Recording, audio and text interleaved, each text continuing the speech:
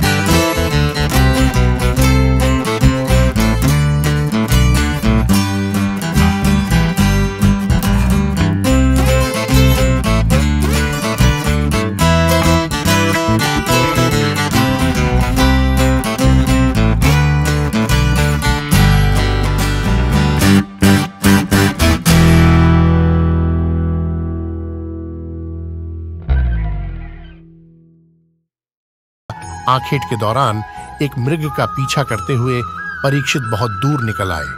उन्हें जोर से प्यास लग रही थी, लेकिन वहां यह बताने वाला कोई न था कि पानी कहां मिलेगा। भटकते हुए राजा परीक्षित मुनि शमीक के आश्रम में पहुंच गए। मुनि का उस दिन मौन व्रत था। जब राजा ने उनसे जल के लिए पूछा तो मुनि ने कोई जवाब नहीं दिया। चूंकि परीक्षित के सिर पर कलयुग सवार था, इसलिए उनका विवेक नष्ट हो गया। उन्हें लगा कि मुनि अपने अभिमान के कारण ऐसा कर रहे हैं। उन्होंने आस पास देखा तो परीक्षित को एक मरा हुआ सांप दिखाई दिया। उन्होंने क्रोधवश मुनि के गले में वह मरा हुआ सांप लपेट दिया और पानी की तलाश में आगे निकल गए। मुनि के पुत्र ऋष्यशृंगी जब आश्रम में आए तो उन्होंने देखा कि उसके पिता के गले में मरा हुआ सर्प लटका हुआ है।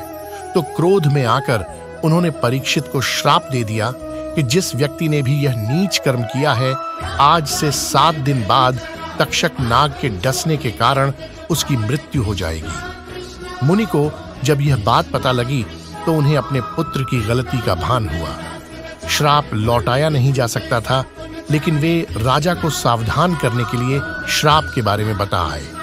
राजा परीक्षित को समझ में आ गया कि अब उनका अंत समय आ गया है। उन्होंने तुरंत अपने पुत्र जन्मेजय को राजा बनाया और संन्यास ग्रहण कर अंत समय में शुकदेव जी से भागवत कथा सुनने लगे। उनके पुत्र जन्मेजय ने इस श्राप को टालने के लिए चारों तरफ सुरक्षा का कड़ा प्रबंध किया। तक्षक नाग को जब यह पता लगा तो उसने कीड़े का रूप धरकर उन फलों में प्रवेश कर लिया जो महाराज के सेवन के लिए ले जाए जाने वाले थे। राजा परीक्षित जब उन फलों को खाने के लिए उन्हें काटने लगे तो तक्षक नाग उनसे बाहर निकल आया और उसने राजा परीक्षित को डस लिया। परीक्षित की मृत्यु होते ही कलयुग ने पूरे संसार पर कब्जा कर लिया। परीक्षित के पुत्र ने तक्षक से बदला लेने के लिए नाग यज्ञ का आयोजन किया और सारे सांप तथा नागों को जन्मेजय ने नाग यज्ञ में भस्म कर दिया। राजा परीक्षित को डंसा था तक्षक नाग ने। इसके बाद जन्मेजय ने नागों को खत्म करने के लिए किया था नागदाह यज्ञ। महाभारत में अभिमन्यु के पुत्र राजा परीक्षित को जब ये मालूम हुआ कि अगले 7 दिन के बाद उसकी मृत्यु तक्षक नाग के डंसने से होगी, तब परीक्षित ने इन 7 दिनों में शुकदेव जी से श्रीमद् भागवत कथा सुनने लगे। उनके पुत्र जन्मेजय ने इस श्राप को टालने के लिए चारों तरफ सुरक्षा का कड़ा प्रबंध किया। तक्षक नाग को जब यह पता लगा तो उसने कीड़े का रूप धरकर उन फलों में प्रवेश कर लिया जो महाराज के सेवन के लिए ले जाए जाने वाले थे। राजा परीक्षित जब उन फलों को खाने के लिए उन्हें काटने लगे तो तक्षक नाग उनसे बाहर निकल आया और उसने राजा परीक्षित को डस लिया। परीक्षित की मृत्यु होते ही कलयुग ने पूरे संसार पर कब्जा कर लिया। परीक्षित के पुत्र ने तक्षक से बदला लेने के लिए नाग यज्ञ का आयोजन किया और सारे सांप तथा नागों को जन्मेजय ने नाग यज्ञ में भस्म कर दिया। राजा परीक्षित को डंसा था तक्षक नाग ने। इसके बाद जन्मेजय ने नागों को खत्म करने के लिए किया था नाग दाह यज्ञ। महाभारत में अभिमन्यु के पुत्र राजा परीक्षित को जब ये मालूम हुआ कि अगले 7 दिन के बाद उसकी मृत्यु तक्षक नाग के डंसने से होगी, तब परीक्षित ने इन 7 दिनों में शुकदेव जी से श्रीमद् भागवत कथा सुनी थी। 7वें दिन तक्षक सांप के डंसने पर परीक्षित की मृत्यु हुई। परीक्षित के बाद उसका पुत्र जन्मेजय राजा बना। राजा जन्मेजय को जब ये मालूम हुआ कि उसके पिता परीक्षित की मृत्यु तक्षक नाग के काटने से हुई थी, तो वह बहुत गुस्सा हो गया। जन्मेजय ने नागों से बदला लेने के लिए नागदाह यज्ञ शुरू करवाया। यज्ञ शुरू होने के बाद पूरी धरती से सांप आकर यज्ञ कुंड में गिरने लगे। ऋषि मुनि नागों के नाम ले लेकर आहुति दे रहे थे और सांप कुंड में गिरते जा रहे थे। इस यज्ञ से डरकर तक्षक नाग देवराज इंद्र के पास जाकर छिप गया था। उस समय आस्तिक मुनि को यज्ञ के बारे में मालूम हुआ तो वे यज्ञ स्थल पहुंच गए।